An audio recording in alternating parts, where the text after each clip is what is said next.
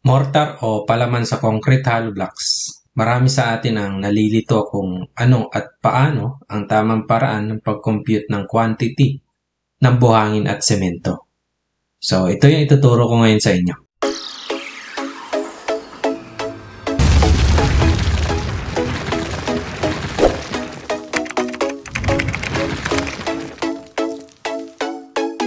Ang ituturo ko sa inyong paraan ng pag-compute ng dami ng buhangin at semento ay base sa aktual na paghahalo at pag-lay ng CHB or concrete hollow blocks. Okay, alamin muna natin ang iba't ibang mixture o ratio ng paghahalo ng mortar. So, meron tayong Class A, Class B, Class C, and Class D. So, meron tayong Class A na 1:2. So, high strength mortar ito na ginagamit sa retaining wall. Class B naman or 1:3. So, medium strength mortar na ginagamit sa CHB na below NGL. So, Class C naman or 1:4. So, general purpose. Ito yung kadalasan na ginagamit natin. So, meaning pwede ito sa exterior wall at interior wall. So, Class D naman 1:5. So, low strength mortar na ginagamit sa mga non-load bearing projects. Class C, 1:4 ang gagamitin natin na ratio ng cement and sand para sa ating mortar, na ang ibig sabihin ay 1 part of cement at 4 parts ng sand. Or kung ilalagay naman natin sa kahon na may sukat na 1 cubic foot or 1 foot by 1 foot by 1 foot, so isang bag of cement, katumbas nito ay 4 na kahon ng buhangin. Ito yung actual na result kung ilang bag ang magagamit na cement sa bawat piraso ng CHB given na may mga natatapon na hindi natin maiiwasan sa construction site. Okay, so limited lamang po sa Class C at D4 at 6 ang ating multiplier dahil ito lamang ang karaniwang na sukat ng CHB na ginagamit natin. So, paano ito gamitin? So, sample, meron tayong 4 meters by 3.7 meters na wall. At gagamit tayo dito ng 16 na CHB. So, area, that is equal to 4 meters by 3.7. That is equal to 14.8 square meters. So, alamin naman natin kung ilang pirasong CHB ang papasok sa area na ito.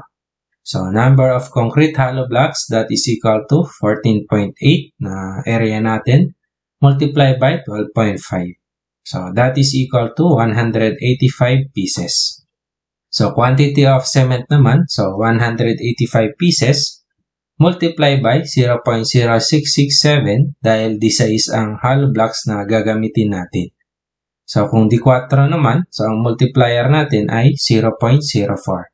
So, that is equal to 12.34 bags. So, let's say 13 bags. So, quantity of sand naman, so gamitin natin yung hindi naka-round off which is 12.34 bags. So, multiply by 4. So, bakit times 4? So, ulitin ko, dahil sa isang bag of cement, meron tayong 4 na kahon na buhangin. So, yan ang ibig sabihin ng ratio na 1:4. So, that is equal to 49.36 cubic foot or 1.4 cubic meter. So, ganun lang kasimple mag-compute ng quantity of cement, sand para sa mortar. So, sa previous video natin, nakapag-compute tayo ng 1,524 pieces na D6 at 719 pieces na D4. So, cement, that is equal to 1,524 multiplied by 0.0667 para sa D6 na hollow blocks, that is equal to 101.65 bags. So, let's say 102 bags. So, sa sand naman, so volume, that is equal to 101 bags or 101.65 bags multiplied by 4. So, that is equal to 406.6 cubic foot or 11.5 cubic meters. Para naman sa interior wall, or 719 pieces na D4, so quantity of cement, that is equal to 719 multiplied by 0.04. That is equal to 28.76 bags. So, let's say 29 bags. So, volume of sand naman, that is equal to 28.76 multiplied by 4. So that is equal to 115.04 cubic foot or 3.26 cubic meters. So in total, kakailanganin natin ng 131 bags na cement at 14.76 cubic meters. So let's say 15 cubic meters na buhangin. Okay, so ang tanong, kailangan ba natin mag-add ng certain amount of cement and sand sa final quantity nito? So kung oo, ilang percent? So yes, kailangan natin mag-add. Regarding naman kung ilang percent ang idadagdag natin, so depende sa laki ng project. Mas malaking project, mas maraming wastage. Mas maliit na project, mas kakaunti ang wastage. So kapag mortar ang pinag-uusapan natin, mas malaki ang wastage ng buhangin kaysa sa cement. So para sa residential project na 2-story at bungalow type, pwede tayong mag-add ng 2 to 5% as a safety factor sa total area ng wall. So take note, total area na na-compute natin.